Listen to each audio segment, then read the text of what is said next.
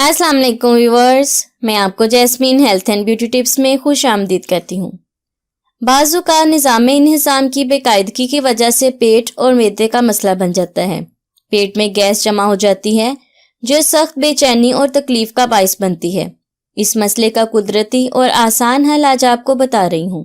पेट की गैस का ये नुस्खा बहुत ही कारआमद है, जिससे आपका पेट साफ हो जाएगा और गैस फौरी खत्म हो जाएगी।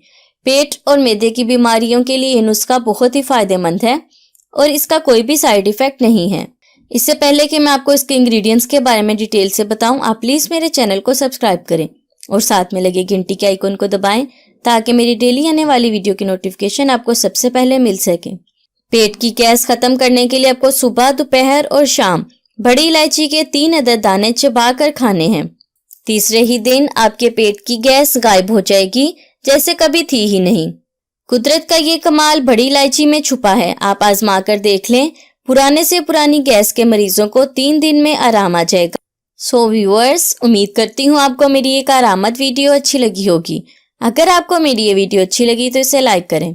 अगर आपने अभी तक मेरे चैनल को सब्सक्राइब नहीं किया तो प्लीज इसे सब्सक्राइब कर लें और इसे दूसरों के साथ भी जरूर शेयर करें। अपना बहुत सारा ख्याल रखें। अल्लाह हाफिज।